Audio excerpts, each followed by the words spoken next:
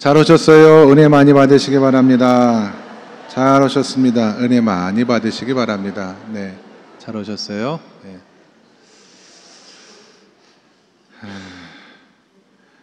저는 예수님 믿는 사람들은 축복을 받은 사람이라고 믿습니다.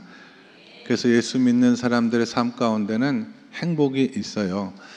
가만히 제가 생각을 해봤습니다. 뭐가 그렇게 나는 축복을 받고 행복한 사람이었는가 생각을 해봤는데, 가장 먼저 떠오른 것이 예수님을 인해서 과거의 모든 죄를 내가 사함을 받고 영생을 선물로 얻어서, 과거에는 가끔 죽음을 생각하면 마음에 살포탄 두려움 같은 것이 있었는데 지금은 죽음이 두렵지가 않고 오히려 환대하게 되며 내가 죽어도 다시 사는 존재가 됐다는 생각, 이 죽음의 공포로부터 해방되었다는 것이 깨달아질 때 그런 감사가 있고요.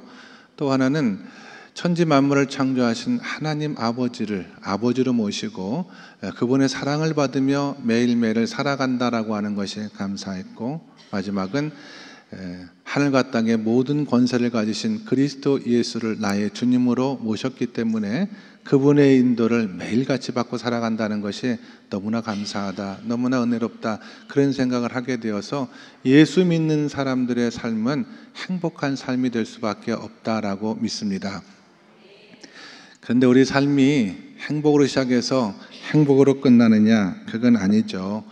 행복의 삶 뒤에는 시련도 있고 핍박도 있고 고난도 있습니다.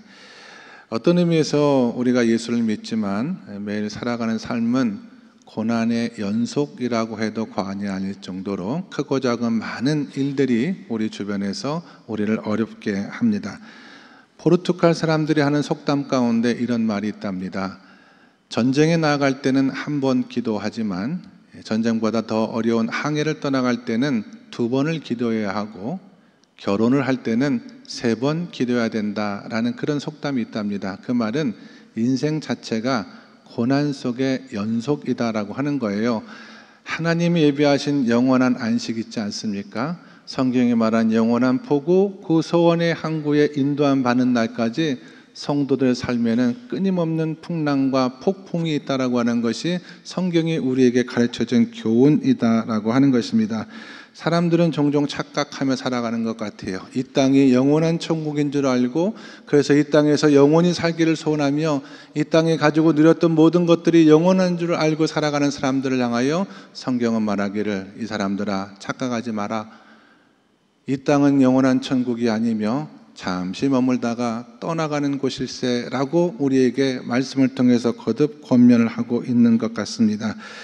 그래서 내가 구원을 받았을지라도 이 땅이 천국이 아니기 때문에 내가 죄짓지 않고 하나님 앞에 정결한 삶을 살려고 노력을 해도 이 땅은 사단의 질서가 역사하는 곳이기 때문에 우리 인생 자체는 끊임없는 고난과 시련을 피해갈 수가 없다라고 하는 것입니다. 그래서 여러분이 신앙생활 하시더라도 알 수 없는 이유로 우리를 둘러싸고 있는 고난의 문제가 우리에게 임하였을 때 두려워하지 마시고 놀라지 마시고, 이런 두려움 속에서도 고난 속에서도 하나님을 의지하고 믿음으로 모든 것들을 잘 이겨나가실 수 있는 하나님의 백성들 다 되기를 주님의 이름을 간절히 축원합니다. 성경은 이 고난이 우리에게 가져다주는 놀라운 유익 하나를, 아름다운 열매 하나를 소개하고 있는데 그것이 바로 인내라고 하는 것입니다. 믿음의 시련은 우리에게 인내를 낳는다. 야고보 사도가 말했죠. 이 인내는 어떤 거냐? 이런 겁니다, 여러분. 과거 다윗은 고난을 경험할 때나 그리고 고난이 없을 때나 변함없이 하나님을 사랑하는 사람이었거든요. 다윗이 가장 큰 고난을 경험할 때가 언제냐면은 사랑하는 자기 아들 압살롬이 왕이 되겠다고 자기를 죽이고 자기를 쫓아내고자 달려들었던, 그래서 그 아들을 피하여 요단강을 건너 베리아로 피난했던 때가 정말 말할 수 없는 다윗에게 고난의 시간이었습니다.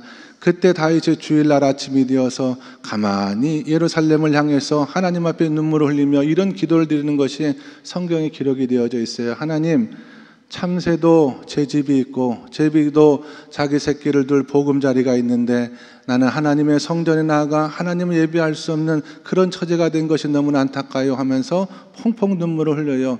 다윗이 고난 가운데 가장 견디기 힘들었던 고통은 무엇이냐면 마음껏 성전에 나가서 예배할 수 없었던 그 현실이 너무나 괴로웠던 거예요. 그걸 붙들고 하나님 악인의 궁정보다는 하나님의 집 성전의 문지기로 있는 것이 내가 더 낫겠습니다 하면서 하나님 앞에 시온의 대로를 향해 걸어갈 수 있는 그 길이 열리게 해달라고 눈물로 기도하는 그런 장면이 나오거든요. 그게 고난이 가져다주는 인내를 말하는 거예요. 다윗이 경험하고 깨달았던 그 은혜가 바로 성경이 말하고 있는 인내라고 하는 거예요. 많은 사람들이 똑같은 고난을 경험했음에도 불구하고 어떤 사람은 인내를 깨닫지만 어떤 사람은 인내 없이 고난만 당하다 끝나는 사람들이 있거든요. 하나님은 그 고난을 통해서 우리를 좀 더 성숙한 사람, 믿음의 사람, 하나님 앞에 순종할 줄 아는 사람이 되게 하려고 우리에게 고난을 주기 때문에 반드시 그 고난 앞에 두려워 떨지만 말고 욥과 같은 믿음을 가지고 그가 내가 가는 길을 아시나니 내가 이 고난 후에 정금같이 하나님 앞에 설 것이라고 하는 그런 믿음을 가지고 고난이 주는 인내를 경험하고 그 인내를 깨닫고 인내의 사람으로 하나님 앞에 세워지는 그런 놀라운 은혜가 있기를 예수님의 이름으로 간절히 축원합니다. 그래서 예수 믿는 사람에게도 고난은 있다 없다? 있다. 오늘 사도행전 4장의 말씀은 이런 내용입니다. 초대교회가 하나님의 은혜 가운데 세상 속에서 위대하고 놀라운 기적을 베풀었지 않습니까? 40년 동안 한 번도 걸어본 적이 없는 이 사람이 베드로와 요한을 통해서 완전히 뛰기도 하고 걷기도 하는 기적을 경험하게 되었습니다. 이날 그 광경을 주목하여 보고 베드로와 요한이 하는 설교를 듣고 5,000명이 넘는 남자들이 회개하고 주님 앞에 돌아왔다라고 하는 이런 놀라운 기적이 오늘 성경의 말씀의 배경이에요. 그런데 이런 역사, 이런 하나님의 기적 후에 뭐가 왔느냐? 교회의 첫 번째 핍박이 임했다라고 하는 것이 오늘 말씀입니다. 베드로와 요한이 그 기적의 현장에서 붙들려서 감옥에 갇히는 일이 벌어졌는데요. 오늘 사도행전 4장 1절과 2절, 3절의 말씀 같이 한번 읽도록 하겠습니다. 다 같이 읽겠습니다. 시작.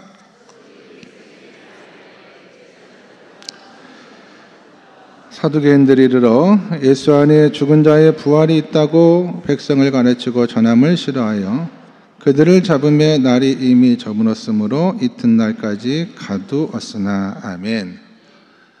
제9시 기도 시간에 성전에 올라갔다가 이 병자를 고쳤거든요.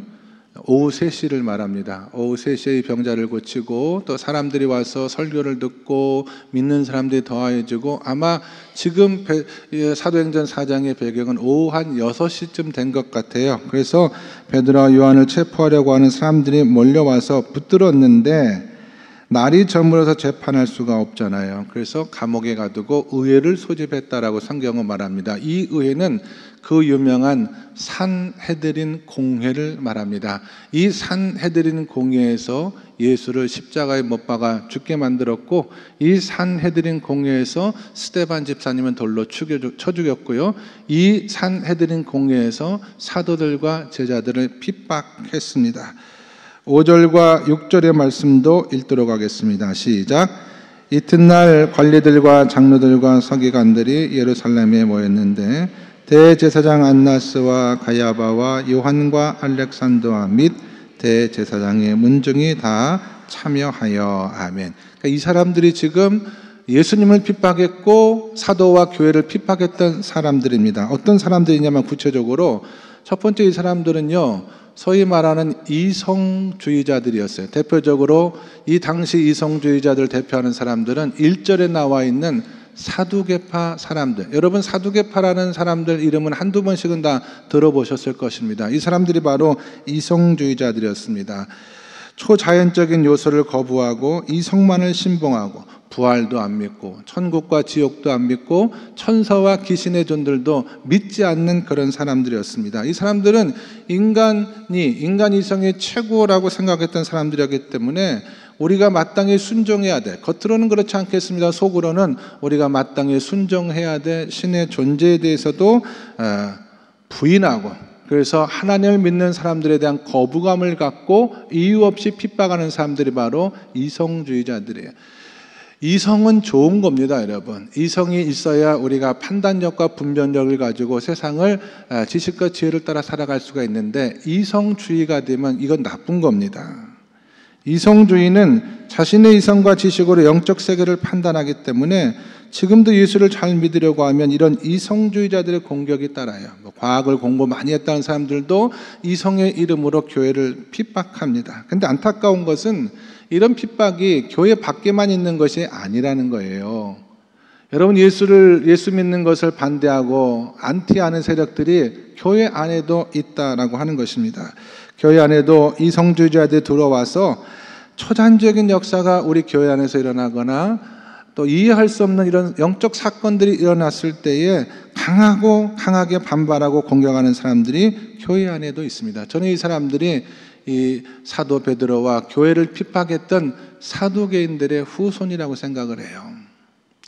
전에 섬기던 교회에서 목장 축제라고 이 목장 식구들과 함께 조원 식구들과 함께 하나님 앞에 큰 잔치를 벌이는 축제를 하는데 목자 한 분이 축제가 끝난 다음에 이런 간증을 했습니다. 이분은 교통사고를 한번 당한 기억이 있는데 그 후유증으로 날씨가 안 좋거나 또 무리한 활동을 하면은 이 갈비뼈 쪽이 아파온대요. 교통사고 후유증이다 이렇게 생각을 하고 목장 축제가 뭐 얌전히 하는 것이 아니라 춤도 추고 노래도 부르고 뭐 이렇게 하다 보니까 자꾸 그 갈비뼈 쪽이 아픔이 오는 것을 느꼈거든요. 근데 목장 식구들이 와서 열심히 연습을 하고 그 자식들까지 다 모여가지고 그렇게 좋다고 하는데 하나님, 내가 이거 해야 됩니까 말아야 됩니까 고민이 많이 되었는데 그냥 하나님 앞에 다 맡기고 열심히 준비를 했답니다. 조금 아팠지만 다 열심히 준비하다 보니까 어느 날 축제가 다 은혜롭게 끝나고 나서 보니까 하나도 안 아프더라는 거예요. 이쯤 되면 굉장히 아픔이 남아있어야 되는데 언제부터 이게 안 아픈 거지? 가만히 생각을 해보니까 이 하나님께서 자신을 고쳐주신 것 같은 그런 확신이 들고 자기가 보기에도 약간 이게 갈비뼈가 틀어져 있는 부분이 있었는데 이게 정상적으로 제자리에 돌아온 것 같은 그런 느낌이 들어가지고 제가 그랬죠. 이분의 간증을 듣고 하나님께서 순종하는 이 목자를 불쌍히 여겨주셔서 목장 식구들의 기도를 통해서 응답을 주셨다라고 제가 그렇게 믿었습니다. 그렇게 생각을 했어요. 근데 똑같은 간증, 제가 지금 말씀드린 똑같은 간증을 듣는 어떤 성도들은요 마음속으로 생각하기를 그거 진짜 난 거겠어 그게 느낌이 그런 거지 그거 지나가면 또 다시 아픈 거 아니야? 그렇게 생각하는 사람들이 실제로 있었다라고 하는 얘기를 들었어요. 사두개인의 후손들입니다. 하나님께서 하시고자 하시면 여러분 능치 못할 일이 없다라는 사실을 믿으시면 아멘 하시기 바랍니다. 우리가 이 세상을 살아갈 때 이 세상은 하나님의 말씀으로 지어진 세상이고 우리가 보고 듣고 느끼는 이 세상 이면에는 하나님의 말씀이 운행하고 역사하는 영적인 세계가 존재해요. 그러므로 이 세계 가운데는 하나님이 하시고자 하실 때 하시지 못하는 것이 없거든요. 그것을 우리의 이성과 지식의 영역으로만 다 제한하려고 하는 것은 이성주의자의 오류에 빠질 수밖에 없다라고 하는 것입니다. 이런 분들이 우리가 신앙생활 예수를 잘 믿고자 하는 사람들을 핍박하는데 앞장서는 사람이다. 그래서 신앙생활하면서 직장에서 세상에서 교회 안에서 이런 이성주의자들을 만날 때 이상히 여기지 마시고 이런 이성주의자들과의 관계 속에서도 오히려 믿음으로 기도로 승리하시는 하나님의 종들이 다 될 수 있기를 주님의 이름을 간절히 축원합니다. 두 번째로 하나님의 교회를 핍박했던 이 사람들 가운데 어떤 사람들이 있었느냐? 전통주의자들이 있었습니다. 전통주의자. 오늘 성경 몇 절이죠? 5절에 보시면 장로들과 서기관들이 등장을 하거든요. 이 사람들의 대표적인 전통주의자들, 우리에게 익숙한 표현으로 한다면 바리새파 사람들입니다. 바리새인들은 전통, 특별히 종교적 전통을 매우 중시한 그런 사람들이었습니다. 전통도 좋은 것입니다, 여러분. 오랜 기간을 통해서 역사를 통해서 이루어진 것들로 반드시 전통은 계승해야 되는데 마찬가지로 전통주의는 나쁜 겁니다. 그래서 바리새인들이 예수님 사역 당시에 예수님을 극렬하게 공격하고 예수님을 힘들게 했어요. 많은 논쟁을 벌였고 심지어는 예수님을 거꾸로 틀리게 한 함정도 많이 팠던 사람들이 이 바리새파 사람들이었습니다. 그런데 재밌는 것은 이 사람들이 성경의 말씀을 가지고 예수님을 대적했던 것이 아니에요. 전통의 이름으로 예수님과 싸웠습니다. 예수님은 전통을 무시하는 사람이기 때문에 이단이기 때문에 마땅히 죽임을 당해야 된다는 이 생각을 가지고 예수님을 무수하게 공격했던 사람이 바로 이 사람들인데, 정작 자신들은 그 전통을 중시한 나머지 하나님의 말씀을 지키지 못하고 있다는 사실을 깨달아 알지 못했어요. 그래서 예수님께서 마태복음 15장 3절에서 이 사람들을 향해서 말씀하기를, 너희가 어찌하여 전통 때문에 하나님의 말씀을 어기면서 살아가느냐, 이런 이야기를 들었던 이유가 바로 그것입니다. 그러므로 여러분들이 크리스찬으로서 신앙생활을 감당할 때, 하나님을 잘 믿으려고 할 때 이런 전통주의자들에 의한 핍박과 공격이 있다는 것을 예상을 하셔야 돼요.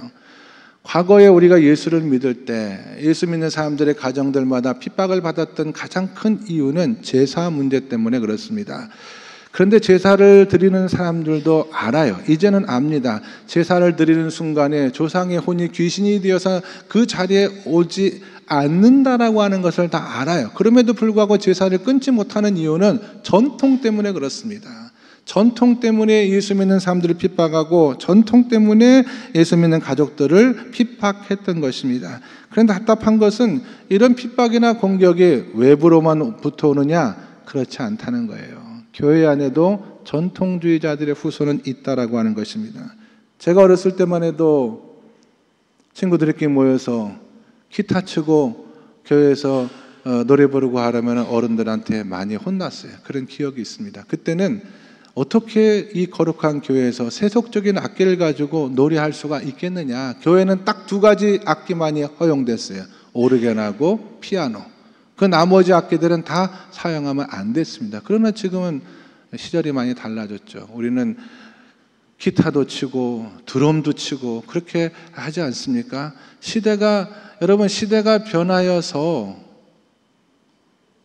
변하여도 복음의 진리는 변하지 않아요. 복음의 진리는 바뀔 수가 없는 것입니다. 그러나 그 복음을 담고 있는 전통이나 형식이나 그릇은 얼마든지 바뀔 수도 있다는 생각을 하셔야 돼요. 우리 교회가 오랜 역사를 가졌음에도 불구하고 이 부분에 대해서 열려있는 것이 하나님 앞에 너무너무 감사합니다. 우리는 하나님의 전통을, 교회의 전통을 중시하되 그것이 하나님을 믿는 사람들, 복음을 전하는 사람들의 사역을 가로막는 일이 없도록 이 전통주의의 문제에 있어서도 이상하게 여기지 말고 그 문제를 또 말씀을 통해서 잘 이겨갈 수 있는 성도가 될 수 있기를 예수님의 이름으로 간절히 축원합니다. 자, 마지막 세 번째로 예수님과 제자들을 핍박했던 사람들은 어떤 사람들이었느냐 하면 현실주의자들이었습니다. 대표적으로 대제사장 그룹에 속한 사람들, 우리 6절에 나오죠. 이 사람들은 현실주의자를 대표하는 사람들이었습니다. 예수님 당시 대제사장들은요, 이런 종교권과 경제권과 정치권 이 모든 것들을 한 손에 장악하고 있었던 어마어마한 사람들이었습니다. 이 사람들은 그 사회의 최상층에서 모든 것을 다 누리고 있었던 사람이었기 때문에 대단히 현실을 만족하고 그 현실 유지를 굉장히 중요한 가치를 가지고 있었던 사람들이었습니다.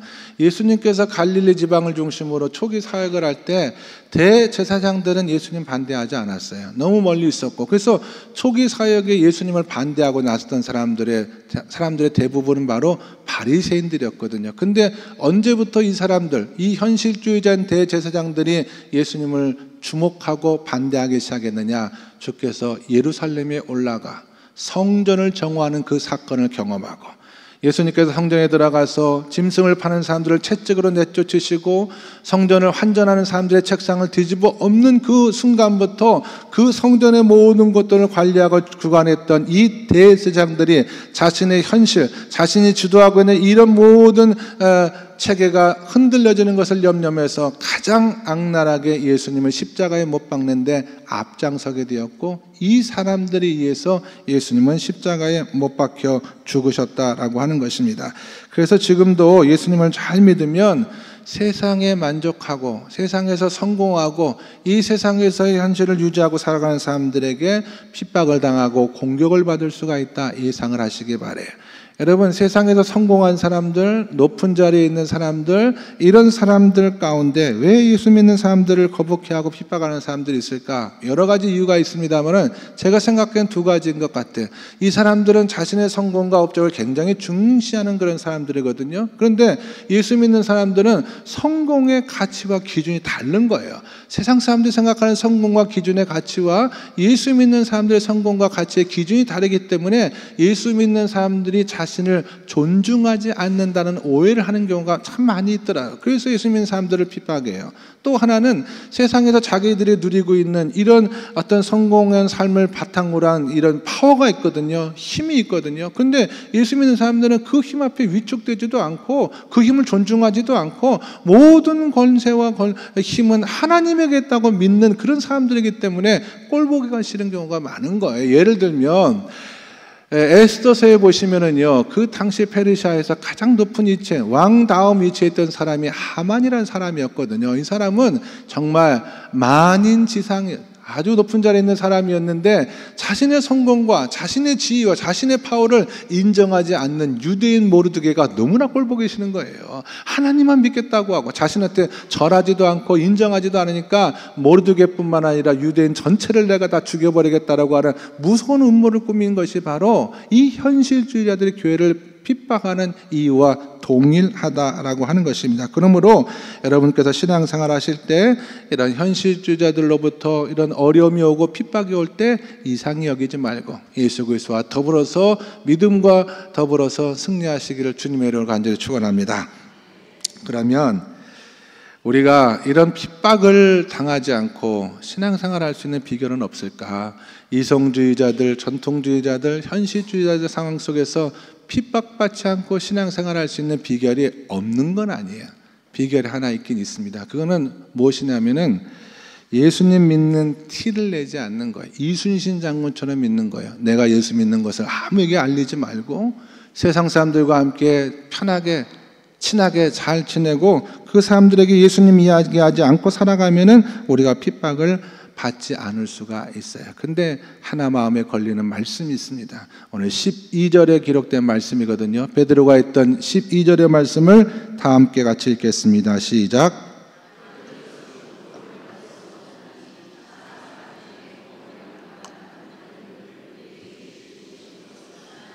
아멘.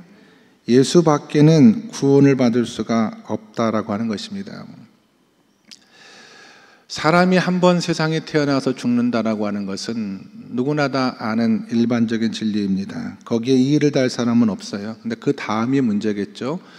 무신론자들은 한 번 죽으면 끝이다. 그 다음에는 아무것도 없다. 이렇게 생각을 하고 기독교가 아닌 다른 종교를 믿는 사람은 죽고 나면 다시 태어나는데 어떤 존재로 환생할지는 아무도 모른다. 이렇게 이야기하는 사람들이 있어요. 그러나 성경은 너무나 분명하게 말씀하기를 히브리서 9장 27절과 같은 말씀을 보시면 한 번 죽는 것은 사람에게 정해진 일이지만 그 다음에는 심판이 있다라고 분명히 말씀을 하고 있습니다. 그래서 우리가 죽은 다음에는 심판이 있는데 이 심판의 자리에서 하나님 앞에 무죄 선고를 받을 수 있는 사람은 세상에 아무도 없다는 거예요. 왜냐하면 우리는 세상을 살아가면서 너무나 많이 마땅히 하면은 안 되는 죄를 너무나 많이 지었고 또 마땅히 성경에 하라고 하는 것들을 하지 못하고 살아갔던 시간들이 너무나 많다는 것입니다. 그래서 우리는 말이나 행동이나 생각에 이르기까지 무수한 죄를 짓고 이 땅의 삶을 살아갔기 때문에 이 삶이 다 끝나고 난 다음에 마지막 심판대 앞에 우리가 섰다라고 했을 때 거기서 무죄 선고를 받을 수 있는 인생이 아무도 없다라고 하는 거예요. 그래서 우리의 운명 자체는 영원한 멸망을 향해 나아갈 수밖에 없는데 너무나 감사하게도 그와 같은 우리의 운명을 바꿀 수 있는 유일한 분, 천하의 이 한 분이 우리의 삶을 완전히 바꿀 수가 있는데 그분이 바로 예수 그리스도라고 하는 거예요. 예수님은 우리의 모든 죄를 십자가에서 대신 짊어지셨기 때문에 예수를 믿는 사람은 구원을 받아서 이제 영원한 형벌 가운데 들어가지 아니하고 불과 유황불에 타는 불목 가운데 떨어지지 아니하고 하나님과 더불어 영원한 생명의 나라로 인도함 받는 새롭고도 산 은혜의 길을 걸어갈 수 있는 이런 축복이 있다는 것이 성경의 가르침이고 성경의 진리가 아닙니까? 그런데 이 예수님을 믿을 수 있는 시간은 오직 죽기 직전까지만이에요. 그 다음에는 예수를 믿을 수 있는 기회가 없습니다. 죽은 다음에 기회가 없죠. 또 하나는 우리는 아무도 모른다는 거예요. 언제 우리가 죽을지 아무도 모른다는 것입니다. 그래서 베드로는 천하 구원을 얻을 만한 이름은 단 한 분밖에 없고 그 이름을 우리가 전하고 증거하지 않을 수가 없다라고 이야기했다라고 하는 것입니다. 저는 사실 예수를 좀 편하게 믿었으면 하는 생각이 없지 않아 있어요. 세상에 있는 사람들과 함께 이야기할 때도 아무 종교나 믿어도 성실하게 그 종교를 잘 믿으면 구원받을 수 있어요. 천국 갈 수 있습니다. 그렇게 세상 사람들하고도 친하게 지내고 싶어요. 우리 성도님들이 세상에서 힘든 삶을 살고 주일날 한 번 교회에 와서 이 자리에 앉아 있는데 성도님들에게 평화를 얘기하고 축복을 얘기하고 여러분 지금까지 살아온 시간만 돌이켜도 하나님께서 여러분의 삶을 축복 가운데 오늘도 내일도 영원까지 인도해 주실 것입니다. 그렇게 얼마든지 말하고 싶은 마음의 소원은 있다는 거예요. 근데 제가 왜 그렇게 못하느냐 하면 한 가지 이유 때문에 그렇습니다. 그렇게 설교하고 그렇게 축복하고 그렇게 신앙생활하게 했는데 혹 우리 가운데 어떤 한 사람이 나는 구원을 받은 줄 알았는데 하나님의 심판대 앞에 섰을 때 구원받지 못한 영혼이 있을 수가 있기 때문에 혹 그런 사람이 우리 가운데 있으면 안 되기 때문에 말씀을 통해서 도전도 하고 말씀을 통해서 구원의 확신을 다시 한번 생각하게 하고 우리의 신앙생활을 어떻게 살아가는 것이 하나님께서 기뻐하시는 신앙생활인가를 설교하지 않을 수가 없다라고 하는 거예요. 혹시 구원받지 못한 사람이 우리 가운데 있기 때문에 그렇다라고 하는 것입니다. 우리가 침묵하고 티내지 않으면 사람들과 불편한 관계를 맺지 않고 얼마든지 살아갈 수가 있어요. 저는 목회하면서 가만히 생각해 보니까 두 가지가 제일 힘들었던 것 같아요. 하나는 새벽 기도가 힘들었어요. 새벽 기도가. 젊었을 때 너무너무 새벽마다 교회 갈 때마다 너무 힘이 들었는데 그것도 10년, 20년, 30년 그냥 빠짐없이 하다 보니까 몸에 익어서 이젠 힘들지가 않아요. 또 하나 힘든 게 뭐였냐면 전도가 힘들었어요. 전도가. 사람들을 만나가지고 예수 믿으세요 하는 것이 너무너무 힘들었어요. 얼마 전 신방을 가는데 우리 교회 권사님 한 분이 일여성교회 권사님이세요. 목사님, 자기도 전도가 제일 힘들었다는 거야. 빌립 전도를 했는데 그렇게 전도하라고 가르치고 훈련하는데 요 천변에 가면 말이죠. 무슨 보살님, 선녀님 집이 많거든요. 거기에 가서 복음을 전도하라고 하니까 소금도 많이 맞았다는 거예요. 근데 그것도 견딜만 했는데 옛날 얘기예요. 그것도 견딜만 했는데 거지 전도라고 해가지고 돈 한 푼도 주지 않고 어디 가서 밥 얻어 먹고 예수님이 좀 전도하려고 하는데 그건 못하겠다는 거야. 식당 같은데 조원들 데리고 가서 밥 주세요. 돈은 없어요. 거지 전도 체험을 한다. 그 얘기는 차마 입에 떨어지지 않고 어찌어찌 젊은 집사가 얘기해서 밥은 한 끼 얻어 먹었는데 그 다음날 가서 뭐 과일을 선물로 갖다 주고 막 그렇게 했다는 거예요. 전도가 너무너무 어려웠어요. 저는. 그럼에도 불구하고 지금까지 영혼들을 향해서 전도의 마음을 제가 놓지 않는 이유는 저 사람들 가운데 예수의 이름을 듣지 못해서 예수의 이름을 알지 못해서 내 주변에 있는 사람들 가운데 예수의 복음을 듣지 못해서 내가 목사까지 되었는데 예수에 알지 못해서 지옥 가는 사람이 혹시 있으면 어떡하나. 여러분 예배 시간에 여러분 옆자리에 사랑하는 가족들이 있는가 한번 확인해 보십시오. 내 아내와 내 남편과 그리고 내 자식들과 부모가 예배 자리에 함께 있는가. 여러분을 제가 정죄하려고 하는 것이 아니에요. 저도 서울에 가면 구원 좀 받지 못한 가족들이 있습니다. 그 사람들을 생각할 때마다 정말 기도하지 않을 수가 없는 거예요. 내가 목사가 되어서 하나님의 은혜를 체험하는 사람이 되었고 그 하나님의 말씀을 설교하는 사람이 되었는데 내 가까이 있는 내 가족들이 구원을 받지 못하고 영원한 불목 가운데 던져지게 된다면 나는 하나님 앞에 나가서 어떤 면목으로 하나님 앞에 설 수 있을까. 그 생각을 하면 잠이 안 옵니다. 그래서 여러분 혹시 그동안 사랑하는 가족들을 위해서 잠깐 편하게 지내고 갈등 없이 지내고 친구들에게 괜히 예수 얘기했다가 얼굴 붉혀지는 일이 없도록 그렇게 살았던 분이 있다고 한다면 다시 한번 기도를 시작하시기 바랍니다. 이 사람들이 정말 예수의 이름을 들을 수 있는 기회를 하나님께서 허락해 주시고 그런 기회가 주어졌을 때 내 입술과 심령을 주장해 주셔서 그들의 마음을 변화시킬 수 있는 복음의 말씀을 증거할 수 있게 해달라고 여러분 기도를 시작하시기 바랍니다. 여러분 병이 오래 지속되면은요 회복하는 시간도 오래 걸리거든요. 예수를 떠나서 내 자식이 교회를 떠나서 멀리 나가 있는 그 시간이 길어지면 길어질수록 다시 돌아오기가 힘들고 다시 돌아오기가 어렵다는 생각을 꼭 하시고 사랑하는 사람들을 마음속에 품고 하나님 앞에 오늘 베드로가 했던 이 말씀, 천하 구원을 얻을 만한 다른 이름을 하나님께서 주신 적이 없다. 오직 예수 그리스도의 그 이름만이 우리의 삶을 구원할 수가 있고 사랑하는 가족들을 영원한 심판 가운데 건져 하나님의 나라 인도할 수 있는 유일한 길이 되신다라고 하는 이 말씀을 붙들고 기도하심으로 말미암아 사랑하는 사람들과 함께 이성주의자들의 반대를 뚫고 전통주의자들의 핍박을 뚫고 그리고 현실주의자들의 모든 반대를 뚫고 하나님의 복음을 아름답게 증거하며 살아가실 수 있는 저와 여러분 모두가 다 될 수 있기를 예수님의 이름으로 간절히 축원합니다. 기도하겠습니다. 하나님 아버지, 주께서 주신 말씀을 전하였사오니 성령께서 이 시간 역사하여 주시옵소서. 지금 핍박받는 성도가 있다라고 한다면 하나님 용기를 주시고 예수님과 제자들이 받았던 핍박을 내가 지금 받고 있다는 것을 깨닫게 하시고 하나님 앞에 감사할 수 있는 인내의 사람 되게 하여 주옵소서. 하나님, 세상 사람들에게 거부받는 것이 두려워서, 가족들에게 배척받는 것이 두려워서 복음 전하는 것을 주저하고 있는 분이 계시다면 이 시간 다시 결단할 수 있게 도와 주시옵소서.